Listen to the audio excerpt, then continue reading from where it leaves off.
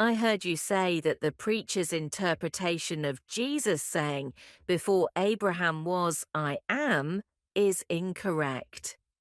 Could you explain why that is? The preacher's interpretation is based on a dualistic perspective, is often considered incorrect because it approaches Jesus' statement by dividing reality into separate, independent entities, like Jesus and Abraham, each existing within linear time.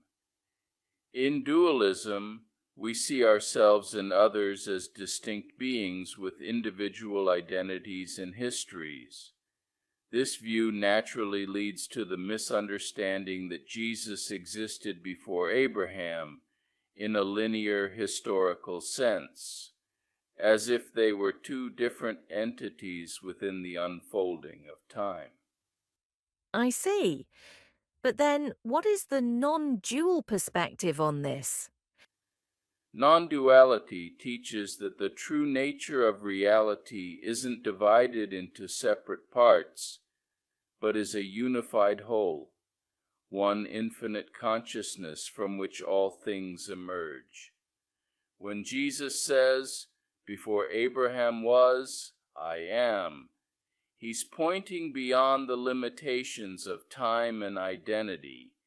He isn't merely stating that he existed before Abraham as an individual. Instead, he's identifying with the I am, the pure, timeless awareness that is ever present and transcends all temporal and spatial distinctions. That's intriguing. Can you help me visualize this concept? Certainly. Imagine the metaphor of space, often used in non-dual teachings. Space is ever present and unchanging, while the objects within it, such as buildings, people, plants, animals, and clouds, are transient and temporary. The awareness within us is like space. It's unchanging and ever present, while our thoughts, images, sensations, emotions, and perceptions are like objects that come and go within that space.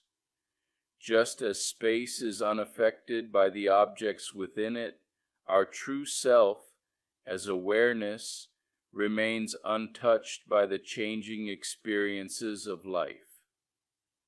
In this context, Jesus isn't identifying with his personal identity as a man separate from Abraham, but rather with the eternal I am, the unchanging consciousness that underlies all existence. This I am is not bound by time, not tied to any specific person, moment, or event. It is the eternal, infinite presence that is the very foundation of all being. How can I recognize this I am within myself? To truly understand the essence of Jesus saying, "Before Abraham was, I am," begin by contemplating the dualistic perspective that the preacher presents. Then shift your focus inward, reflecting on the non-dual understanding. When you turn your attention inward, you will come to recognize this ever-present awareness as your true nature. It's a process of self-inquiry where you recognize the sense of I am beyond the mind and body, touching upon the unchanging awareness that is always present. If our true nature is this unchanging awareness, why do we often experience ourselves as separate individuals with distinct identities? The sense of separation arises when we identify with the body, mind, and personal history, elements that are constantly changing, rather than with the deeper, unchanging awareness that underlies them all. This identification creates the illusion of separateness, leading us to perceive ourselves as isolated entities rather than as expressions of the same infinite consciousness.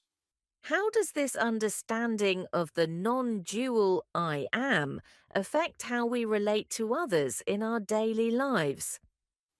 When we recognize that the same awareness, the I am, exists in all beings, it transforms our relationships. We begin to see beyond surface appearances and differences, cultivating a sense of unity, compassion, and a deeper connection with others.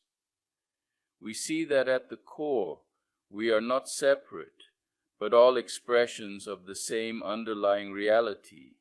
If Jesus is pointing to this timeless, universal I am, does that imply that all spiritual traditions are ultimately leading to the same truth? Yes, indeed. At their core, many spiritual traditions point to the same fundamental truth, the existence of one infinite consciousness, or presence that transcends time, space, and individuality. Different traditions may use different languages, symbols, and practices, but they are often guiding us toward the same realization of the timeless, universal I am. That's profound.